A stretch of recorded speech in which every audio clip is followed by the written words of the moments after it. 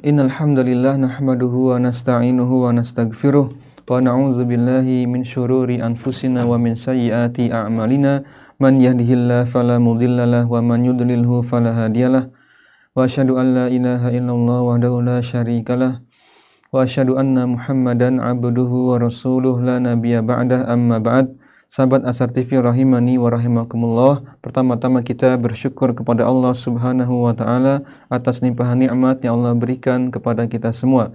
Kemudian salawat dan salam semoga senantiasa tercurah limpahkan kepada Nabi kita Muhammad sallallahu alaihi wasallam, kepada keluarga beliau, para sahabat dan umat beliau hingga akhir zaman.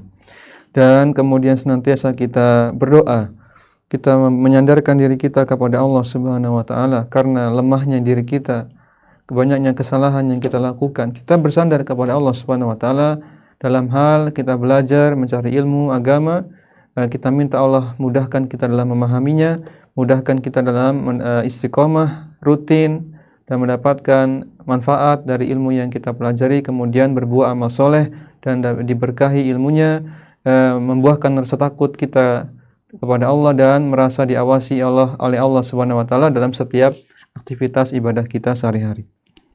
Sahabat Asar TV rahimani wa rahimakumullah, mari kita lanjutkan pelajaran kita membahas kitab Mukhtasar Fiqih Al-Asmaul Husna, yaitu ringkasan pelajaran tentang mengenal Allah, yaitu mengenal nama-namanya yang terindah, yang terbaik, karya Syekh Profesor Dr. Abdul Razak bin Abdul Muhsin Al-Abbad Al-Badr hafizahullah ta'ala. Kita masuk pada nama Allah yang berikutnya, yaitu Al-Ahad Al-Wahid. Al-Ahad Al-Wahid, namun tidak digandengkan dalam satu dalil, terpisah ya. Kita baca penjelasannya. Qala al-mu'allif hafizahullah ta'ala, ammasmuhu tabaraka al-ahadu. Al-ahad ya, nama Allah yang pertama yang dibahas itu Al-Ahad. Terdapat namanya tabaraka, semoga Allah Maha berkah ya. Faqat warada fi Maudi'in wahidin minal Qur'ani, terdapat hanya di satu tempat saja dalam Al-Qur'an, fi suratil Ikhlasi, dalam surat yang sudah kita hafal Al-Ikhlas. Wahia as-suratu al-azimatu, surat ini merupakan surat yang agung, al-azimah, allati warada fi sunnati anin nabi sallallahu alaihi wasallam, yang terdapat dalam sunnah Nabi, hadis-hadis Nabi sallallahu, annaha, bahwasanya surat ini ta'dilu sulusal Qur'ani, yaitu setara, senilai ya kandungannya seperti sepertiga Al-Qur'an. Maksudnya kata ulama menjelaskan, maksudnya sepertiga Al-Qur'an adalah yaitu kandungannya. Kita tahu kandungan Al-Qur'an secara totalitas itu ada pembahasan hukum. Yang pertama hukum, kemudian yang kedua tentang tauhid ya. Yang ketiga tentang khobar, yaitu kisah-kisah. Yang pertama hukum, yang kedua tauhid, yang ketiga kisah-kisah. Lebih kurang ada tiga kelompok. Walaupun ulama berbeda pendapat, ada yang mengatakan dua kelompok. Nah, setiap kelompok ini nanti ada cabangnya. Kategori pertama hukum, berarti membahas nanti halal, haram, hukum-hukum fikihnya apa, rinciannya ke sana arahnya. Adapun yang tauhid nanti tauhid uluhiyah, rububiyah, asma wa sifat. Kemudian nanti khobar ya, kisah-kisah para nabi, kisah-kisah orang soleh, kisah-kisah orang-orang yang Allah azab untuk kita mendapatkan pelajaran, kaum Samud, kaum Ad, kaum Fir'aun ya, dibahas dalam Al-Qur'an. Baik. Nah, kita pelajari Al-Ikhlas. Al-Ikhlas itu kandungan utamanya adalah tentang tauhid. Fokus pada pembahasan tauhid ya, tentang akidah, keyakinan. Sehingga dikatakan sepertiga karena tauhid adalah kandungan yang kedua tadi. Dari tiga kandungan, yaitu hukum, tauhid dan khobar atau berita atau kisah. Sehingga dianggap sepertiga kandungannya. Itulah maksud dari sepertiga kandungan Al-Qur'an. Karena sepertiga dari tiga kategori ya utama kandungan dalam Al-Qur'an. Kemudian likauniha khalasat ya. akhlasat. Likauniha akhlasat li bayani asma'i rabbi al-husna wa sifatihi al-azimatil ulya. Yaitu surat Al-Ikhlas ini difokuskan li bayani asma'i rabbil husna, yaitu untuk menjelaskan nama-nama Allah, nama-nama Rabb yang husna dan sifat-sifatnya yang agung lagi tinggi. Jadi memang fokus ke arah sana, yaitu tentang Al-Ikhlas itu membahas tentang apa? Asmaul husna dan sifat-sifat Allah yang agung lagi tinggi. Kemudian wa ammasmuhu al-wahidu. Sedangkan nama Allah yang berikutnya al-wahid, tadi kan ahad. Kalau ahad cuma di satu tempat. Kalau al-wahid, ismuhu al-wahidu faqad takarrara maji'uhu fi mawadi'a adidatin. Fi mawadi'a adidatin minal Qur'ani. Terdapat dalam berulang kali penyebutannya di dalam beberapa ayat Quran. Wa huma asmani dallani ala ahadiyatillahi wa wahdaniyatihi. Kedua nama ini, nama Allah ini Al-Ahad dengan Al-Wahid, keduanya menunjukkan al-ahadiyatillah, yaitu kemahatunggalan Allah. Kemahatunggalan Allah dalam peribadahan, terutama dalam uluhiyah terutama ya. Artinya Allah itu disembah tanpa ada pihak lain yang juga disembah, tanpa ada sekutu. Wahdaniyah lebih kurang maknanya sama, Allah itu Maha Esa, kemahaesaan Allah. Ai annahu subhanahu huwal mutafarridu bisifatil majdi wal jalali. Allah itu diesakan, Allah itu Maha Esa dengan segala sifat-sifatnya yang al-majdi wal jalali, segala sifatnya yang mulia, wal jalal dan mulia. Wal mutawahhidu bi nu'util azamati wal kibriyai wal jamali. Allah itu al-mutawahhid, itu zat yang Maha Esa, diesakan bi nu'util azamati dengan segala sifat keagungan dan kebesaran serta keindahannya.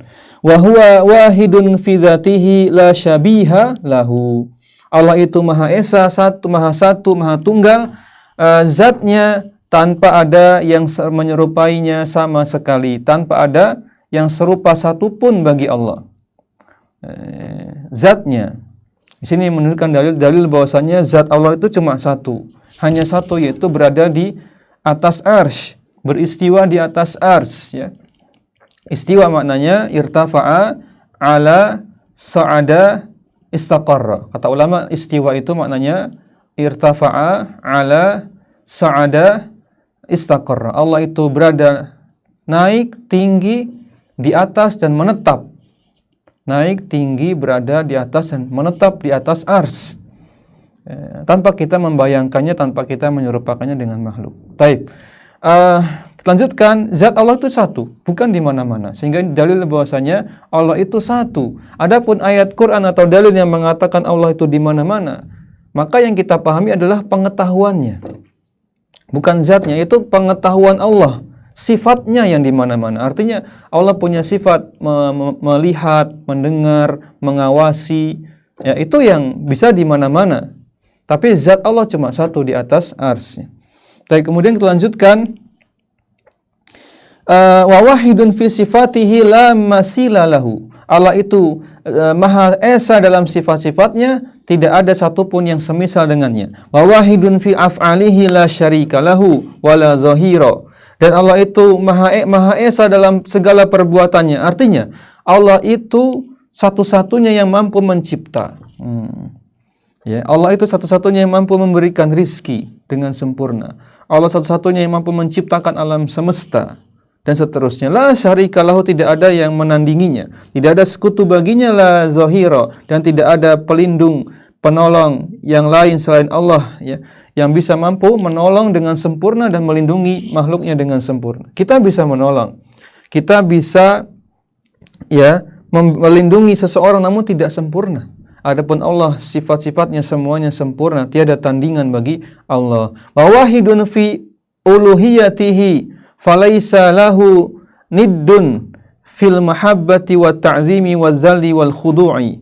Allah itu Maha Esa dalam uluhiyahnya. Uluhiyah itu dari bawah ke atas, dari hamba kepada Allah, namanya uluhiyah, yaitu hamba beribadah kepada Allah dikaitkan dengan tauhid, berarti hanya kepada Allah beribadah.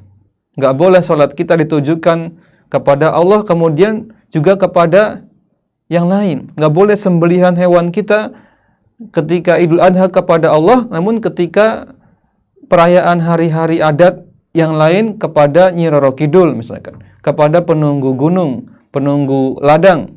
Nggak boleh, berarti dia sudah berbuat syirik, dia tidak bertauhid. Itu maksudnya dalam uluhiyah, peribadahan hamba kepada Allah dari bawah ke atas. Kalau rububiyah dari atas ke bawah, Allah berbuat kepada hamba, Allah menciptakan hamba, Allah memberikan rezeki kepada hamba.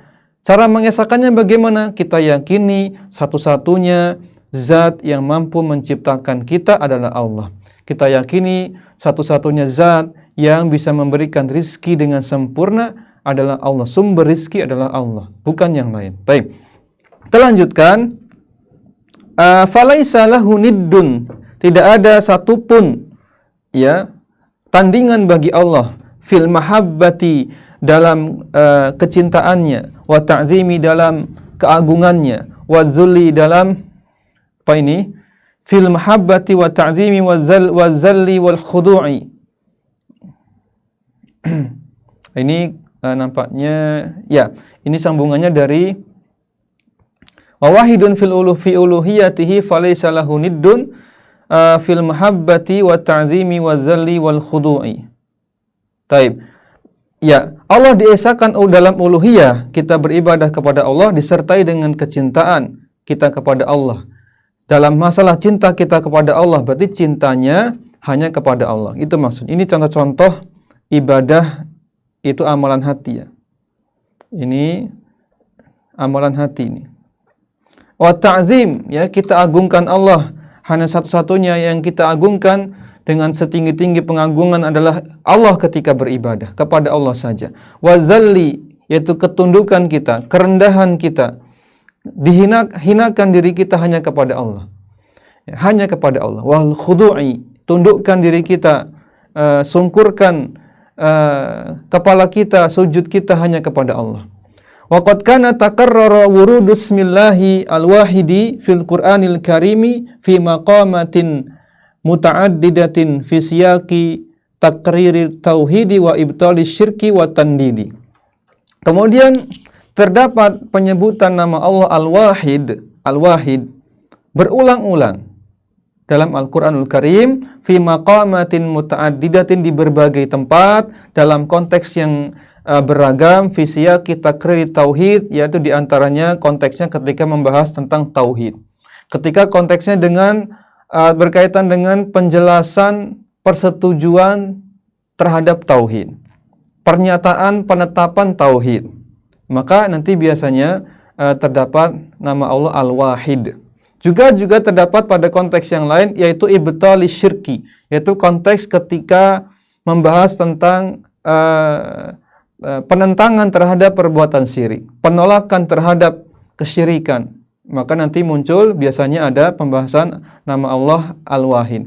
Juga pada wat-tandid, itu konteks ketika dibahas tentang apa adanya tandingan-tandingan bagi Allah, tandid atau niddan, andadan, dan berbagai redaksinya. Maka juga nanti biasanya ada lafadz nama Allah Al-Wahid. Taib. Faqala subhanahu fi taqriril wahdaniyati wa wujubi ikhlasid dini lahu. Maka Allah Subhanahu wa taala menyebutkan dalam ayatnya, menjelaskan takriril wahdaniyah, penetapan persetujuan keesaan Allah, wa wujubi ikhlasid dini, dan wajibnya untuk memurnikan ibadah. Nah, ini konteksnya memurnikan ibadah. Ikhlasid din kan sama dengan tauhid, ya kan? Ikhlasuddin sama dengan tauhid. Benar, berarti ketika ada konteks tentang penetapan tauhid, maka biasanya ada nama Allah Wahid. Sebutkan di sini Allah Ta'ala berfirman, wa ilahukum ilahu wahid. Tuhan kalian yaitu Tuhan yang satu, Tuhan yang Maha Esa. La ilaha illa huwar rahmanur rahimi. Dialah Tuhan yang tiada sesembahan selainnya yang berhak disembah kecuali Allah semata zat yang maha pemurah lagi maha penyayang. Wa qala ta'ala fi ibtali aqaidil musyrikina.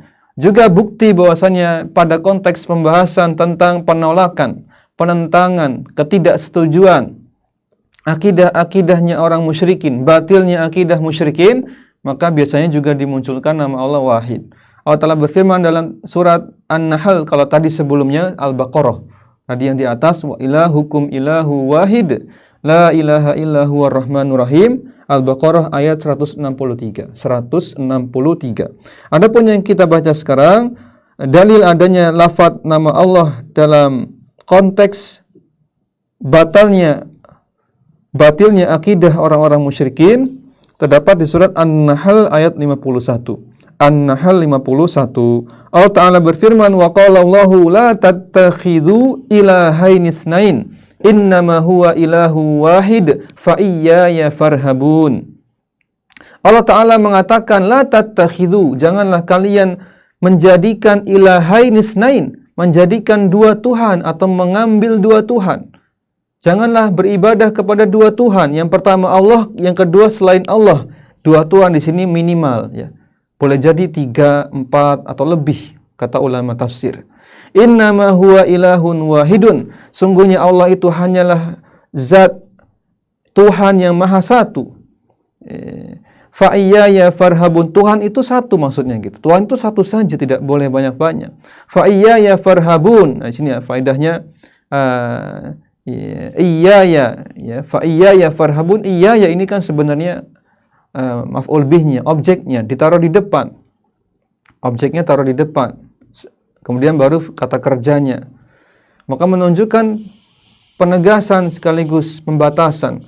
Hanya kepadaku sajalah hendaknya kalian merasa takut. Hanya kepadaku sajalah hendaknya kalian merasa takut. Takut hanya kepada Allah saja. Maka menunjukkan di sini beratnya ancaman Allah kepada orang-orang yang berbuat kesyirikan. Kemudian waqala ta'ala di surat yang lain, surat Yusuf ayat 39, Yusuf 39, Allah Ta'ala berfirman, a'arbabum mutafarriquna khairun amillahu al-wahidul qahharu. Ada kata wahid enggak? Ada kan? Kalau tadi di atas itu wahidnya enggak pakai alif lam, kalau ini yang pakai alif lam. Al-wahidu al-qahhar. A'arbabun mutafarriquna. Ini kisah Nabi Yusuf tatkala surat Yusuf ayat 39, tatkala Nabi Yusuf berada di penjara, bertemu dengan dua orang pemuda, dua laki-laki, kemudian Nabi Yusuf bertanya. Nah, di sini faedah bagusnya Nabi Yusuf itu dimanapun berada tetap berdakwah, ya. Tetap berbuat kebaikan walaupun dalam kondisi di penjara. Tetap beliau mengingat Allah dengan cara berdiskusi dengan kawan-kawannya di penjara, mengajarkan kebaikan, namun dengan metode bertanya. Bagus kan? Itu metode yang bagus yang diajarkan oleh Nabi Yusuf, metode bertanya. Karena boleh jadi orang yang kita hendak dakwah ini belum kita kenal karakternya seperti apa. Apalagi orang yang lebih tua, masa kita dakwahi secara langsung kan tidak sopan, ya. Kesannya tidak sopan. Mungkin juga tidak diterima secara langsung kalau kita terang-terangan misalkan berdakwah, apalagi dengan cara yang keras, maka biasanya tidak diterima. Orang akan marah, akan tersinggung. Namun Nabi Yusuf bertanya, wahai kalian, a'arbabun mutafarriquna khairun amillah al-wahidul qahhar. Yusuf bertanya kepada kawannya ini, dua kawannya ini, wahai pemuda, lebih baik yang benar yang mana? Yang benar yang mana? Yang lebih baik yang mana? Bukan lebih baik. Kalau lebih baik itu artinya yang satu baik, yang satu kurang baik. Sehingga kata kurang ini menjadi tidak tepat. Kalau yang dibandingkan itu yang satu tauhid, yang satu syirik. Kan nggak tepat. Tauhid itu baik, berarti syirik kurang baik. Yang lebih tepat apa? Terjemah yang satu baik, yang satu tidak baik. Maka Nabi Yusuf bertanya, mana yang tepat, mana yang baik antara engkau memiliki Tuhan yang mutafarrik, Tuhan yang mutafarrikun, kamu itu punya banyak Tuhan yang berbeda-beda. Khairun amillahu, apakah itu tepat itu baik dibandingkan amillahul wahidul qahar. Engkau punya satu Tuhan saja, yaitu Allah yang Maha Al-Wahid, yang Maha Esa, Al-Qahar yang Maha Perkasa.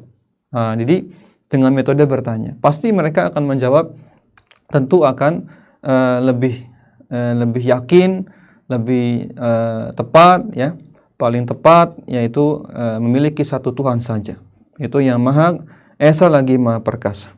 Kemudian sahabat Azhar TV rahimani wa rahimakumullah, berikutnya di paragraf yang terakhir, fal wajibu 'alal ibadi tauhiduhu aqdan wa qaulan wa amalan. Maka wajiblah bagi seorang hamba, yaitu apa? Tauhiduhu aqdan wa qaulan wa amalan. Dia mentauhidkan Allah baik dalam keyakinannya, perkataan maupun perbuatannya. Ada konsekuensi dalam perbuatan dan perkataan. Bi an ya'tarifu bi kamalil mutlaqi wa tafarrudihi bil wahdaniyati.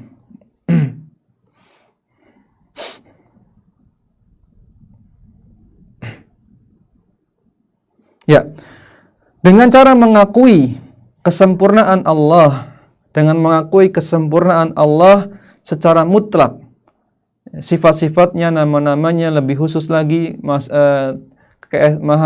kemahatunggalannya, keesaannya, wa tafarrudihi bil wahdaniyati, dan mengakui yaitu kesempurnaan keesaan Allah bil wahdaniyah, berkaitan dengan kemahatunggalan Allah. Wa an yufarriduhu, yaitu mengesahkan Allah dengan cara mengesahkan Allah bi anwa'il ibadati wahdahu la syarikalah, yaitu dalam setiap ibadah kita, an yufarriduhu, mengesahkan Allah dalam setiap jenis ibadah kita, apapun itu. Wahdah la syarikalah, semata dan tiada sekutu bagi Allah. Jadi inilah buah dari pelajaran kita membahas nama Allah Al-Ahad atau Al-Wahid, yaitu konsekuensinya ketika kita sudah memahami Allah itu Maha Tunggal, Maha Esa, cuma satu zatnya, adapun kemampuan Allah, sifat-sifatnya itulah yang ada di mana-mana. Allah zatnya cuma satu, hanya satu, yaitu di atas ars, di atas langit yang ketujuh, di atas ars lebih tepatnya. Allah beristiwa di sana. Adapun kemampuan Allah, sifat-sifatnya, ya ini bisa berada di mana-mana. Allah bisa mendengar kita yang ada di muka bumi ini. Allah bisa mendengar, bisa memberi makan ikan-ikan yang ada dalam laut yang terdalam.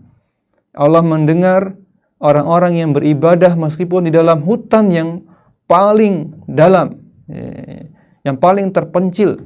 Allah mendengar orang-orang yang berzikir meskipun berada di lembah yang paling jauh. Maka ini menunjukkan nama Allah Al-Ahad, Al-Wahid yang Maha Tunggal, sehingga kita patut sangat layak untuk mengesahkan Allah dalam setiap ibadah kita, terutama amalan-amalan hati, ya. Ibadah-ibadah hati ini yang paling penting, karena ini yang kata ulama paling sulit untuk dikendalikan. Adapun amalan badan di zaman sekarang yang alhamdulillah dakwah telah tersebar luas, insya Allah amalan badan bisa kita ketahui dengan jelas mana yang syirik, mana yang tauhid. Misalkan kita sholat, syirik dalam sholat itu, kalau syirik besar ya sholatnya misalkan menghadapnya berhala, dia sholatnya untuk berhala. Nah ini jelas syirik besar. Dia sholatnya menghadap pohon keramat untuk mensucikan pohon keramat. Ini syirik besar, namun nampaknya jarang terjadi di kalangan kita, ya, kaum muslimin yang sudah insya Allah tersentuh dakwah Islam yang mulia. Namun amalan hati sangat mungkin untuk tercampur noda-noda kesyirikan. Siapapun itu, sangat mungkin. Noda-noda kesyirikan mulai dari keyakinan adanya jimat, ya, kemudian keyakinan nasib baik dan buruk, kemudian masih terikat kuat keyakinan tradisi-tradisi sebelumnya, sebelum dia hijrah, masih terngiang-ngiang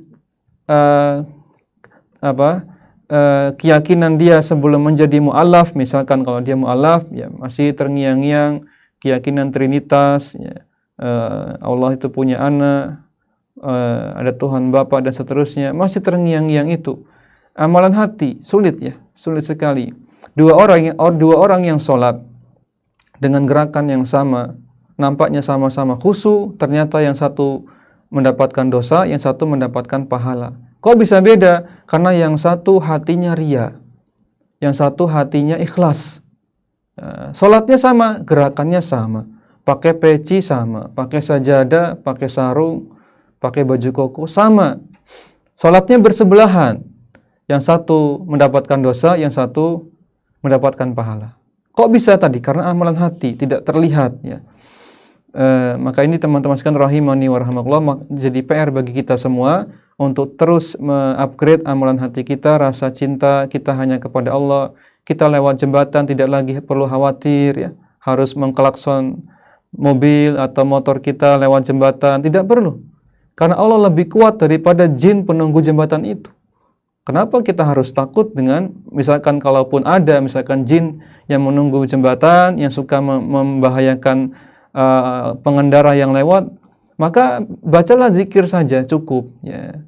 A'udzu bikalimatillahi tammati min syarri ma khalaq, itu diantaranya ya. Atau cukup a'udzu billahi minasyaitonir rajim, udah cukup. Gak perlu kita malah klakson mobil, klakson motor lewat jembatan yang seram, katanya ada hantunya, malah membuat jinnya itu senang. Malah membuat jinnya itu senang nanti. Betah di situ karena dihormati ya. Karena dihormati, harusnya jangan dihormati. Harusnya kita baca zikir yang banyak. Kalau bisa azan di situ, bangun masjid ya, bangun musola supaya berkumandang azan 5 kali sehari. Pasti jinnya nggak betah di situ, pergi ya. Maka ini salah satu contoh saja, banyak keyakinan-keyakinan dalam hati kita yang masih perlu kita perbaiki. Terutama berkaitan dengan mengesahkan Allah, tentang tauhid. Demikian yang bisa kita bahas, lebih kurangnya mohon maaf. Kita akhiri dengan doa kafaratul majlis. Subhanakallahumma wa bihamdik, asyhadu an la ilaha illa anta, astaghfiruka wa atubu ilaik. Assalamualaikum warahmatullahi wabarakatuh. Jazakumullahu khairan.